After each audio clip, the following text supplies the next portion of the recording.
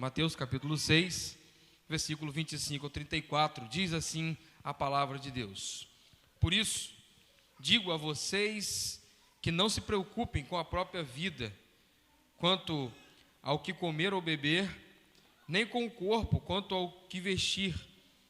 A vida não é mais importante do que a comida, e o corpo mais importante do que a roupa?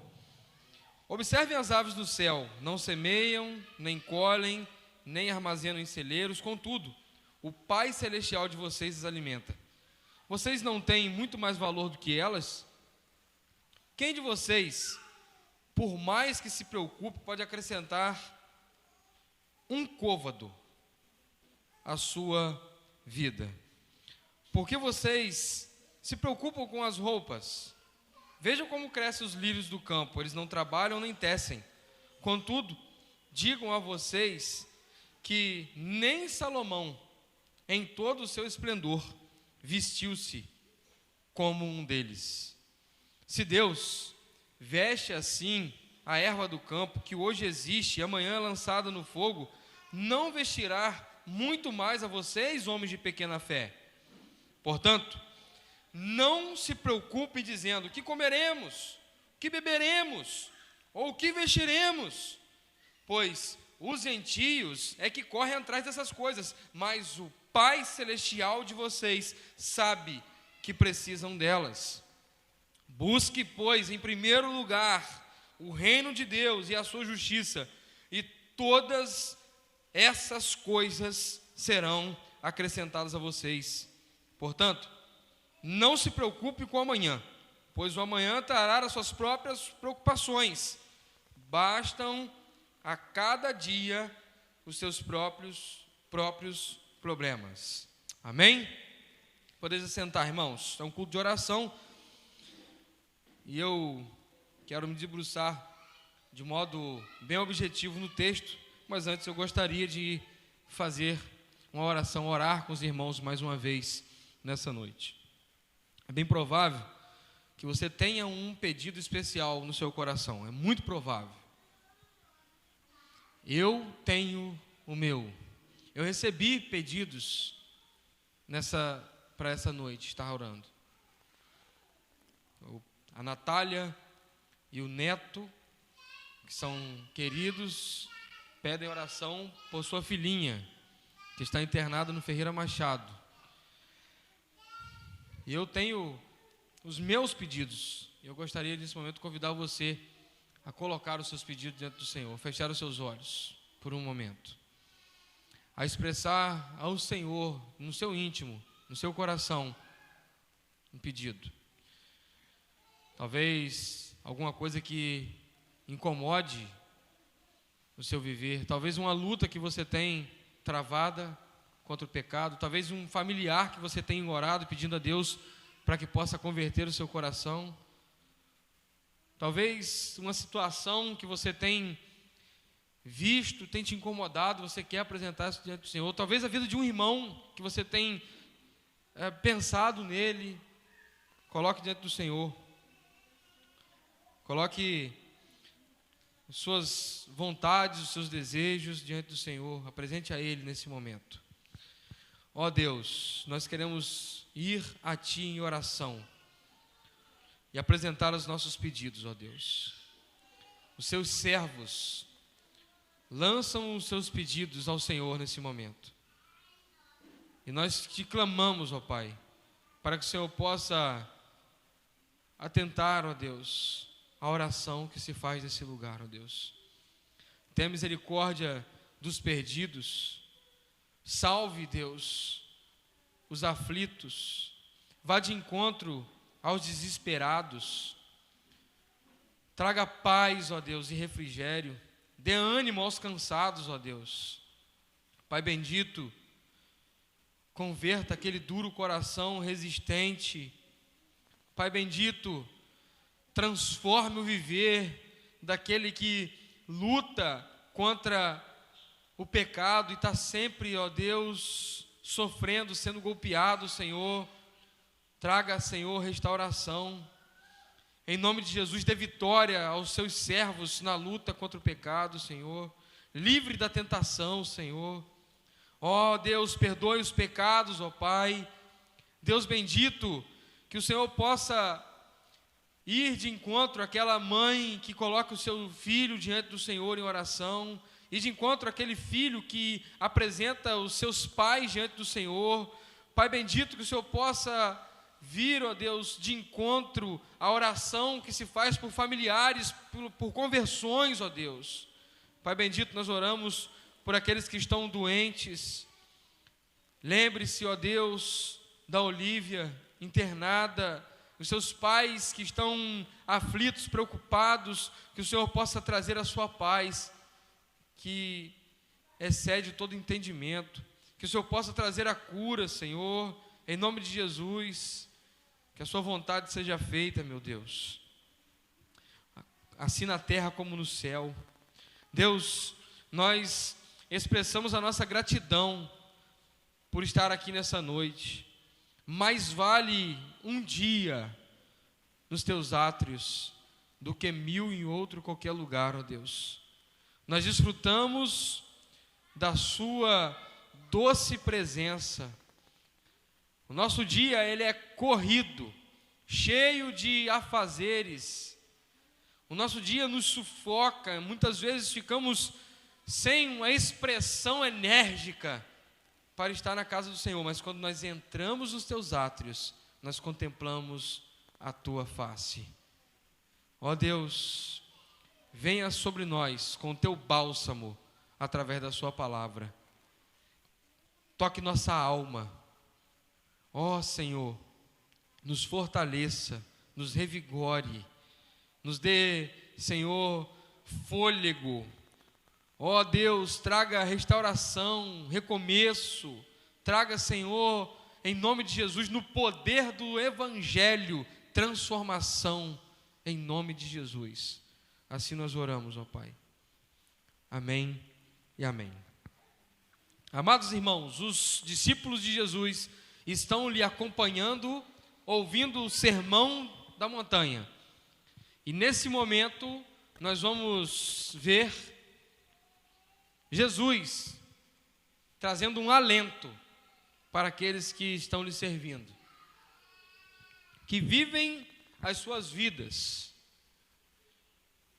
que têm incertezas, que têm instabilidades, fraquezas e desafios.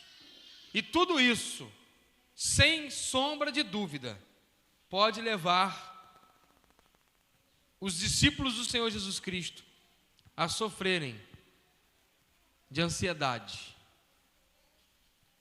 Dados divulgados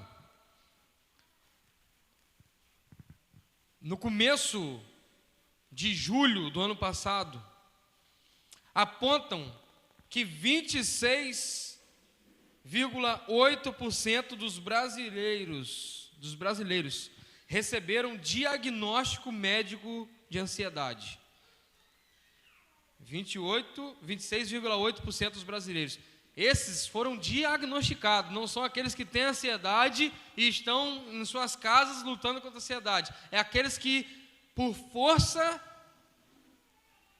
da exigência no seu organismo, precisaram procurar um médico por causa da ansiedade. 1/3 desse quadro de 26,8% é de jovens de 18 a 24 anos. Esses ocupam os maiores índices de ansiedade. Estou falando de uma faixa etária que, na sua maioria, ainda não tem responsabilidades tão exigentes assim na vida. A maior parte do público de 18 a 24 anos ainda não é pai, ainda não bancam sozinho suas famílias, no que diz respeito a cuidado emocional, estrutural, financeiro. E a ansiedade pode, além de ser um mal em si mesmo, desencadear outras séries ou uma série de doenças, como tais gastrite, úlceras, colites, taquicardia, hipertensão, em alguns casos de crise de ansiedade, febre elevada e muitas alergias, coceiras, entre outras. Ansiedade. O que isso nos mostra, irmãos? Que desde os tempos que Jesus Cristo estava ensinando os seus discípulos no Sermão da Montanha, até os dias atuais, a ansiedade é um problema grave na sociedade. E a ansiedade não é uma demonização ou uma atuação demoníaca. Embora nós saibamos que haja oportunidades claras de, em momentos de ansiedade, haver uma ação do diabo, que vem para matar, roubar e destruir, e age o tempo todo para efetuar o seu propósito, os seus propósitos. Ansiedade também, em uma análise inicial, não é um pecado de natureza denominada em si mesmo. Pode ser em função de algum pecado e pode expressar um pecado. Então, pessoas que vivem lutas contra a ansiedade não são pessoas que estão endemonizadas ou endemoniadas. Ou não são pessoas que têm consigo um pecado de imediato chamado ansiedade. A raiz de todo mal é o pecado. Todos os problemas da sociedade, na vida humana, no cosmo, na administração pública, na formação de uma sociedade, todos os problemas, eles originam, eles têm a sua raiz no pecado. Por isso, homens estão sujeitos e sofrem de muitas consequências, das mais lastimáveis possíveis, debaixo do sol, por causa do pecado. Na transição, eu quero chamar a sua atenção que a grande ideia que o texto nos apresenta é que os discípulos do Senhor Jesus podem e devem confiar na providência divina. A ansiedade, então, é um sinal vermelho quanto à confiança na soberania de Deus.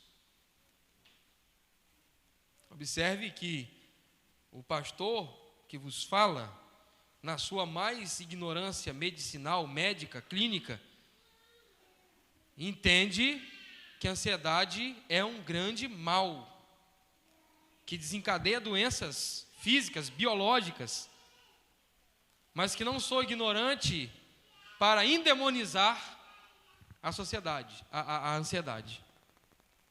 Mas eu preciso que os irmãos entendam que o problema do homem, o maior problema do homem é o pecado. E que todos os males do mundo se originam na queda. Quanto mais nós nos envolvemos com as coisas embaraçosas desse mundo, nós passamos a correr o risco de perder de vista a eternidade e, consecutivamente, a nossa confiança num Deus que é soberano e rege todas as coisas. Muitas vezes nós somos levados a acreditar numa soberania de Deus que graciosamente salva o homem, mas nós não conseguimos enxergar uma soberania de Deus que interage, que se relaciona, que está dia após dia manifesta nas coisas dessa vida, no viver comum do homem.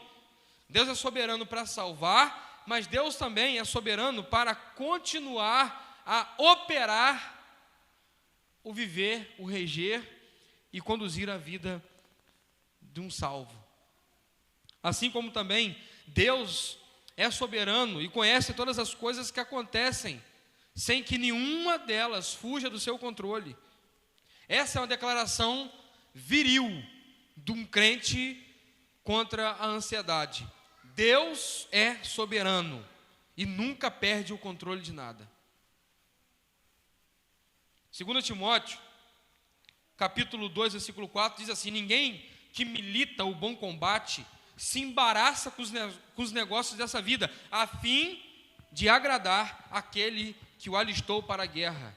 Os discípulos do Senhor Jesus Cristo, eles estão vivendo debaixo do sol, uma vida que Deus lhes presenteia, ainda que com lutas e com aflições, mas eles sabem em nome de quem eles estão alistados, e quem é o general deles? O soberano Senhor, o Deus de toda providência. Hebreus capítulo 12, versículo 1 e 2 diz: portanto, também nós, considerando que estamos rodeados por tão grande nuvem de testemunhas, desembaracemo-nos de tudo que nos atrapalha e do pecado que nos envolve, e corramos com perseverança a corrida que nos está proposta. Olhando para onde? Olhando fixamente para o autor e consumador da fé. Quem é ele? Jesus, o qual, por causa do júbilo que lhe fora proposto, suportou a cruz, desprezando a vergonha, e assentou-se à direita do trono de Deus. Aqui está, irmãos, os dois primeiros antídotos contra a ansiedade. Primeiro, se desembaraçar das coisas dessa vida. Uma vida atabalhoada, uma vida cheia de contrapontos, cheia de pontos soltos, uma vida que é um viver atropeladamente corrido, vai lhe conduzir a riscos de sofrer ansiedade. Por isso o convite de Paulo a Timóteo é falar com ele: Timóteo, cuidado com as coisas embaraçosas dessa vida. Você é um soldado, um bom soldado sabe a guerra que está vivendo. Ele não pode escorregar os seus pés nos embaraços, nos atropelos. O segundo antídoto é lutar contra o pecado e cuidar-se para que uma vida no pecado não lhe leve a ter uma visão deturpada de um Deus soberano que conhece todas as coisas. Terceiro antídoto, irmãos, contra a ansiedade, é dado pelo apóstolo Paulo, Filipenses capítulo 4, versículos 6 e 7. Não andem ansiosos por coisa alguma, mas em tudo, por meio da oração e da súplica, com a ação de graças, apresente os seus pedidos a Deus. E então, a paz de Deus, que excede todo entendimento, guardará o coração e os pensamentos de vocês em Cristo Jesus. Aqui, irmãos, o segredo da vitória, né? Aqui nós vamos observar o apóstolo Paulo instruindo para que os ansiosos cuidem de deixar a ansiedade e se apresentar a Deus por meio da oração, súplica e ação de graças. E por que Paulo está indicando isso, irmãos? Porque, na verdade, quando nós deixamos de orar, nós também deixamos de confiar em um Deus que, mesmo em situações complicadas, desiludidas e de grandes problemas para a nossa vida, Ele pode estender as suas mãos e nos alcançar em meio à nossa aflição. Por meio da oração, da súplica. Mas também, Paulo diz, com a ação de graças. Experimente olhar para as bênçãos ordinárias de Deus na sua vida e veja se isso não será um grande motivo para você deixar de ser ansioso. Por exemplo, quem te garantiu que você fosse levar o seu filho à escola e buscar o seu filho à escola sem que nenhum acidente te acontecesse? Será que você é tão prudente ao ponto de que mesmo um motorista imprudente nunca possa te acertar em cheio? Ou é a boa mão do Senhor que sempre guarda os seus?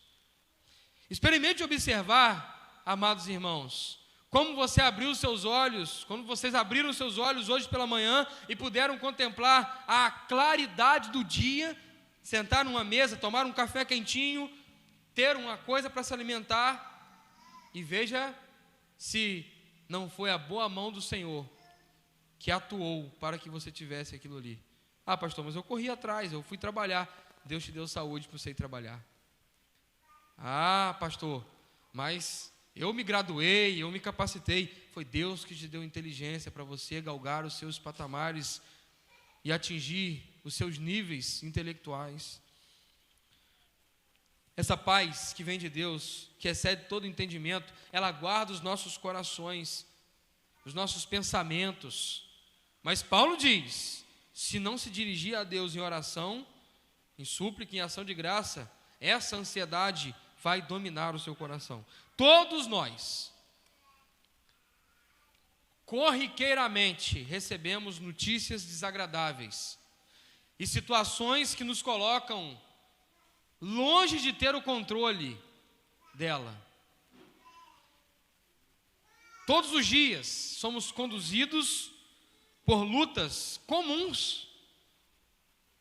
Não tem nada de errado, irmão. Provação é algo comum. Mas essas provações, muitas vezes, elas podem ser desafios que vamos enfrentar e que, se nós não formos ao nosso bom Deus soberano e confiarmos na sua providência, poderemos ser envoltos na ansiedade. Jesus nos chama a atenção, usando 2 exemplos no texto de Mateus que eu li. Aves e lírios.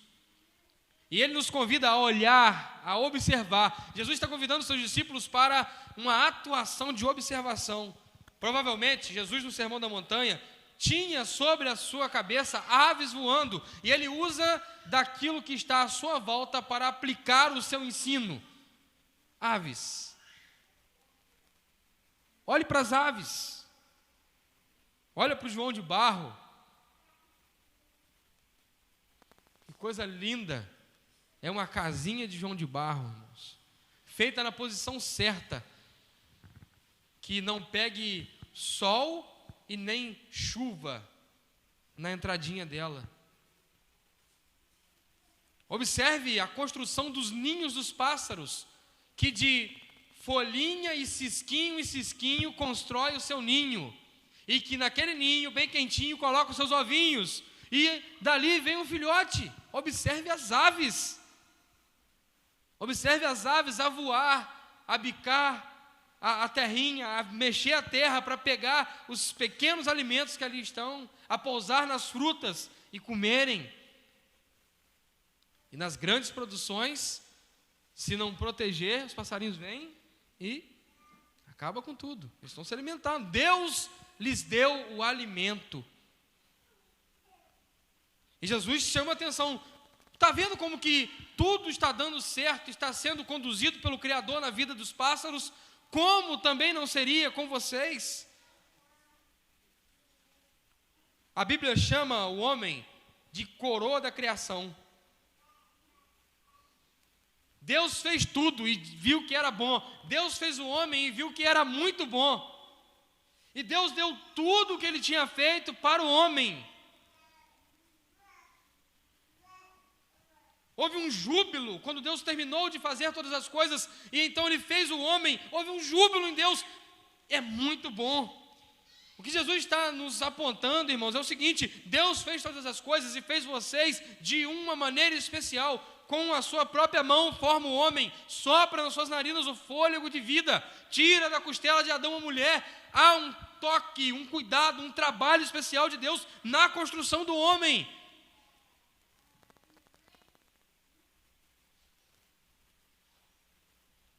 Elas não tecem, não fiam, elas não ajuntam em celeiros, e elas têm o que comer.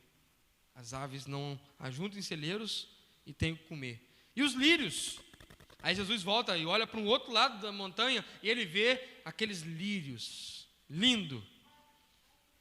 O lírio quando ele está dando a flor, aquela flor do lírio é uma flor linda. Os lírios do campo. E ele vai dizer que Salomão, que foi um homem, que ele mesmo diz em Eclesiastes, que nunca se negou nada que quis. Nem Salomão, com toda a sua riqueza, se vestiu tão bonito como o lírio.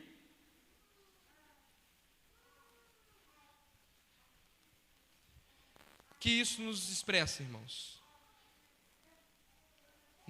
Isso não nos mostra, ou não foca na ociosidade das aves, como quem possa dizer, já que as aves são ociosas e vivem as suas vidas aleatoriamente, eu também posso viver a minha vida ociosa, e não tem problema nenhum com isso. Não. O foco aqui está se elas precisam ou não se preocupar com o amanhã. E Jesus disse, e vocês? As aves não se preocupam com o amanhã. E vocês? Também nos expressa que os lírios são bem cuidados e não fazem nada para receber esse cuidado. Não há no próprio lírio um feito extraordinário para serem bonitos como são. Deus os embeleza com a sua providência na ordem da criação e na ordenação de tudo que ele fez. Jesus contrasta então, depois de apontar para o exemplo do lírio e das aves, a vida dos discípulos com a vida dos gentios, no versículo 32. Quem fica preocupado, se escabela e vive tomando ansiolítico, são os ímpios. Quem vive uma vida de auto se degradar nas preocupações da vida, são aqueles que não temem, não servem, não confiam no Senhor. Jesus apresenta um contraste. O crente não deve viver como o ímpio. Isso é algo expressamente claro aqui, meus amados irmãos. E note bem que eu não isentei os crentes lá no início de sofrerem ansiedade. Mas a forma com que os crentes lidam com a ansiedade é que é a diferença. Os ímpios se escabelam, perdem noite de sono, tomam Rivotril sem nem prescrição médica. Eles nem vão ao médico, eles ficam desesperados por qualquer coisa.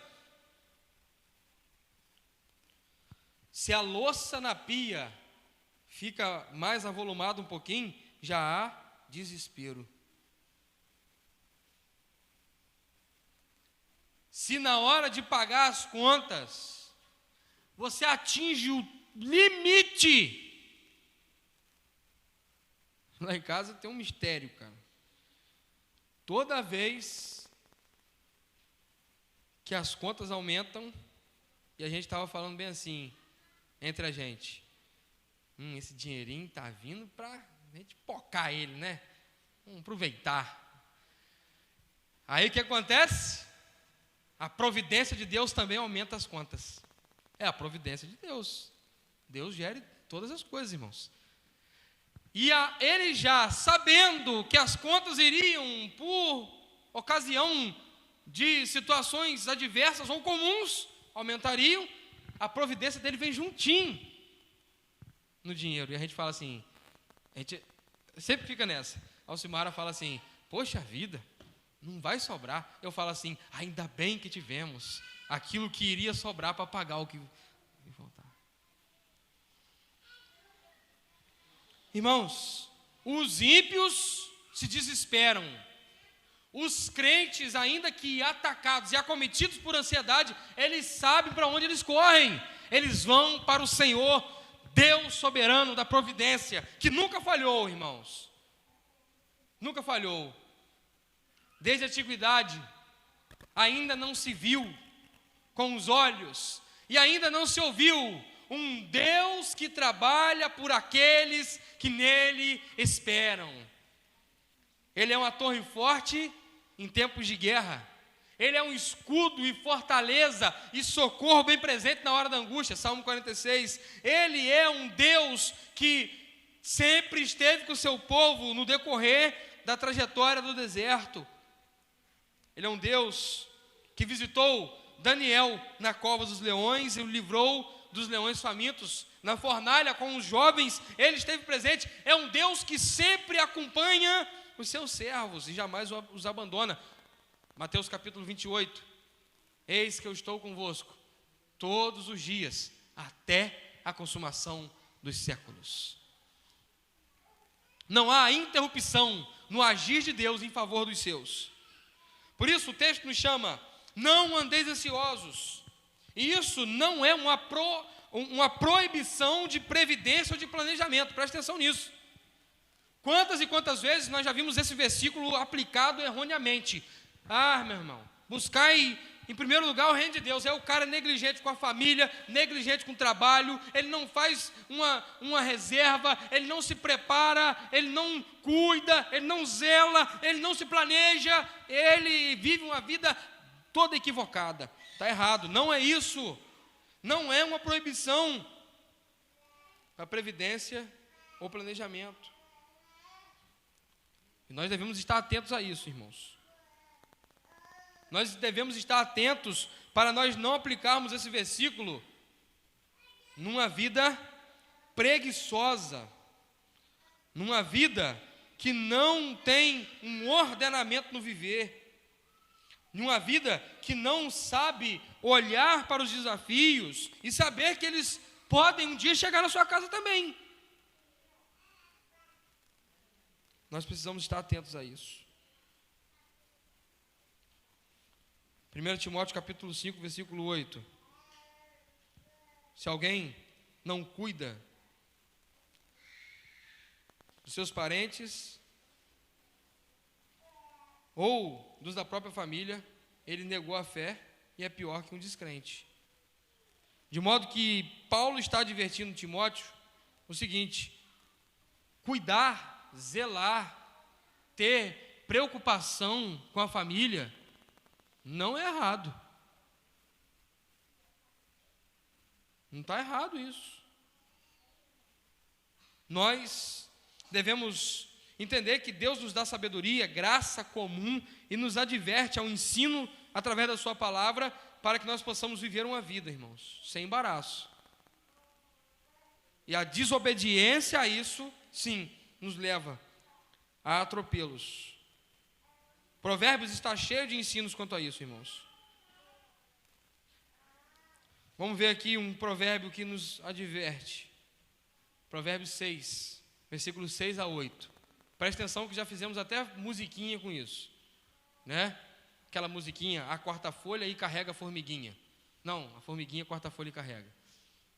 Presta atenção. Vá a formiga, ó preguiçoso. Observe os caminhos dela e seja sábio. Ela não tem chefe, nem tem supervisor, nem governante. E ainda assim, armazena suas próprias provisões do verão e na época da colheita ajunta o seu alimento. Olha aqui, irmão. A organização é uma forma de você combater os gatilhos da ansiedade. Se você é uma pessoa que está sempre escorregando no perigo da ansiedade, procure uma organização e seja bem ajustado quanto a isso. Vamos seguir, para que eu já possa caminhar para encerrar. A garantia do texto não é buscar o reino de Deus como uma moeda de troca, mas é buscar o reino de Deus porque você é um cidadão do reino e quer andar em conformidade com o reino. E aqueles que vivem para o reino devem descansar na providência do seu rei.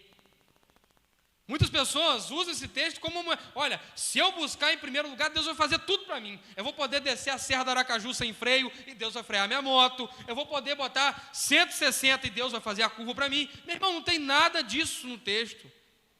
O texto está nos garantindo exatamente confiar no Rei do Reino para a providência do viver. Comida, bebida, vestimento. É isso que o texto fala. Todas essas coisas, você pode olhar o que o texto está nos apresentando, irmãos, e preste bem atenção, que o texto não nos abre para qualquer coisa. Busque em primeiro lugar o reino de Deus e sua justiça, e todas essas coisas. Há aqui um contexto imediato aplicado àquilo que Jesus está ensinando. Essas coisas. Ele não disse qualquer coisa. Deus não está preocupado com os nossos luxos. Deus tem compromisso com aquilo que é para o nosso viver: comida, alimento, moradia e vestimenta.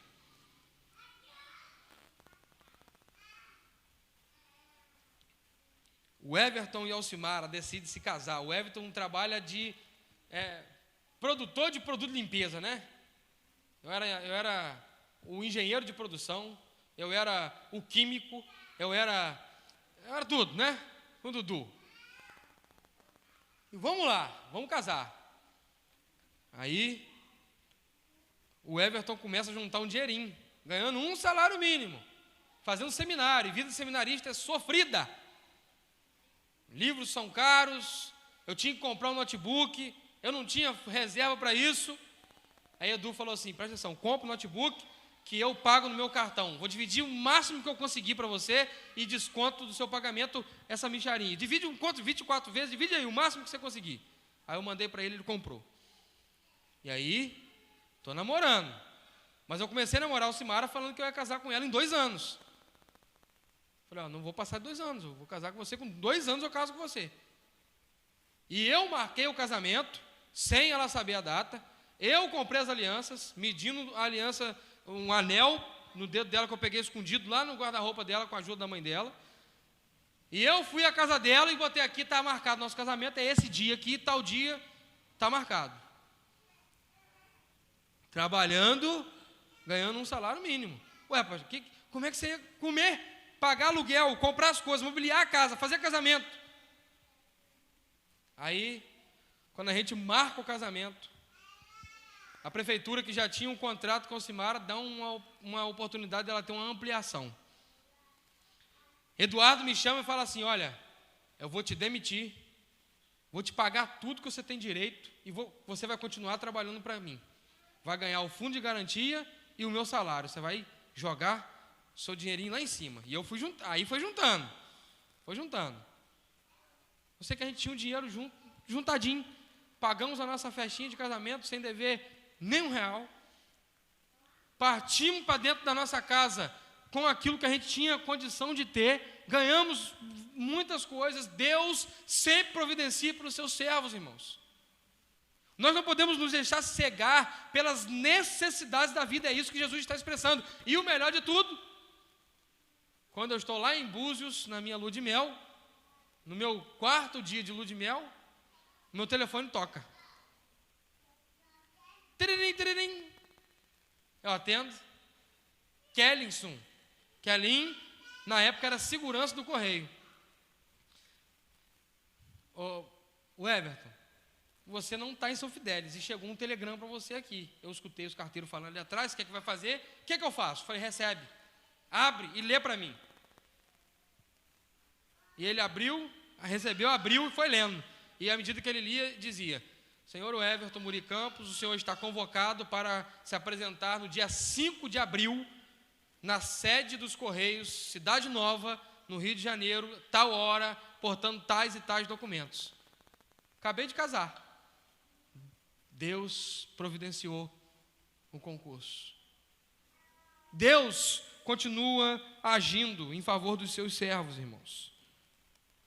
Nós precisamos confiar na soberania de Deus, na providência de Deus, no cuidado de Deus. E Ele nos apresenta, irmãos, um verbo durativo. Um verbo durativo. Vocês devem continuar buscando o reino de Deus, concentrando-se nos valores espirituais e colocando toda a sua confiança em Deus, um Deus que rege a história, um Deus que conhece todas as coisas, um Deus que sustenta o universo nas palmas das suas mãos. Por último, irmãos, eu quero apresentar o seguinte: se você se preocupar com amanhã, a sua preocupação não vai acrescentar 45 centímetros ao seu dia do amanhã. Muitos aplicam a uma medida de estatura e outros a um tempo de ação. Um côvado, 45 centímetros, cerca de 2 palmos de um homem adulto, na época hebraica, está aplicado diretamente que nós não podemos alterar o dia de amanhã com as nossas preocupações. Muito pelo contrário, a ansiedade, ela atrapalha. Atrapalha. Você quer ver como é que hoje até as crianças já estão sofrendo de ansiedade, irmãos? Você fala que vai ter, olha, nós vamos no aniversário, você fala uma semana antes. Você vai ficar uma semana com a criança perguntando e muitas vezes nem dormindo direito esperando chegar aquele dia. Isso é ansiedade. Em gotas leves, mas que também são indicativos de que há um problema ali. Eu e o Simara, a gente fala com a Helena agora no dia, para ser melhor se bobear algumas horinhas antes. Nós precisamos estar atentos a essas questões, que precisamos nos concentrar no hoje. Hoje, o agora, o seu viver. Com o nosso maior esforço possível, não podemos mudar o passado e nem acrescentar ao futuro. O que nos cabe é concentrar as nossas energias para servir a um reino que tem um rei soberano, o Deus da providência. No Antigo Testamento, conhecido como El-Jireh. O povo de Israel, quando ia orar ao Deus da providência, eles clamavam ao El-Jireh, o Deus da providência. Nós precisamos confiar nesse Deus que zela e cuida. Amanhã vai ter o ordenado para o amanhã. E nós não poderemos mudar aquilo que está no ordenado do amanhã. O que nós temos para viver é com todas as nossas energias, confiança, fé, amor e devoção. É hoje para o nosso Deus. Portanto, meus amados irmãos, não deixe para servir, buscar, amar e se dedicar ao reino de Deus agora, hoje.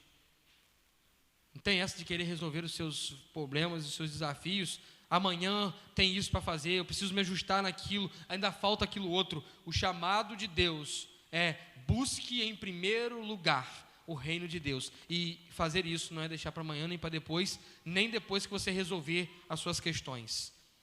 Lutar e vencer a ansiedade é no tempo que se chama agora. É fazendo o que se pode fazer hoje. E é confiando em Deus para agir o tempo todo para a sua própria glória e para o bem dos seus servos. Amém? Eu quero te convidar a fechar os seus olhos por um instante e a lançar sobre Jesus as suas ansiedades. Lançando, Pedro, o apóstolo, faz esse convite, lançando sobre ele toda vossa ansiedade, porque ele tem cuidado de vós. É um Deus que cuida, um Deus que zela. Lance sobre ele. Não sei, pode ser uma questão financeira, pode ser um problema de saúde, pode ser um problema familiar, pode ser um desafio da vida, pode ser um anseio bom. Às vezes nós, por causa da natureza do pecado, debaixo da queda, transformamos coisas boas em problema de ansiedade, irmãos. Nós queremos, nós estamos almejando aquilo é bom. E vai trazer problemas se nós formos ansiosos e não confiantes no nosso Deus. Lance sobre ele. Se dedique a ele um instante de oração. O irmão Miguel vai conduzir um louvor enquanto você está orando, e logo em seguida nós vamos estar expressando ao nosso Deus uma palavra de oração. Eu gostaria de chamar o Mateus ao microfone logo depois da música para estar orando ao nosso Deus.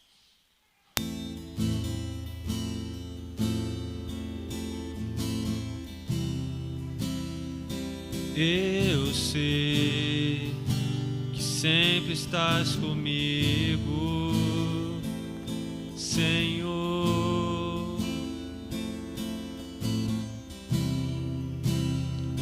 Também sei que nada acontece sem a tua vontade,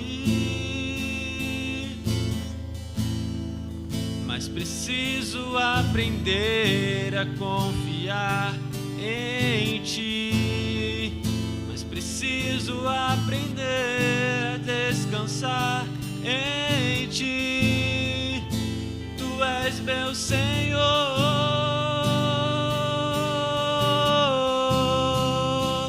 todas as coisas cooperam para o bem daqueles que te amam. Todas as coisas cooperam para o bem daqueles que te amam.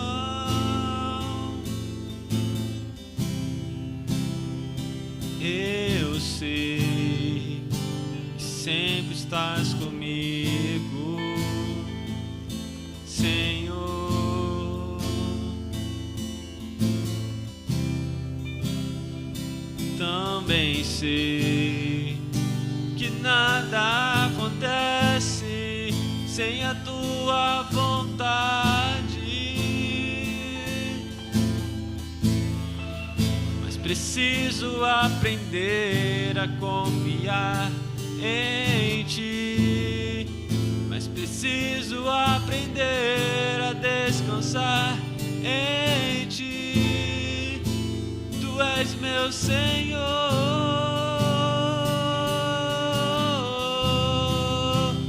todas as coisas cooperam para o bem daqueles que te amam. Todas as coisas cooperam para o bem daqueles que te amam.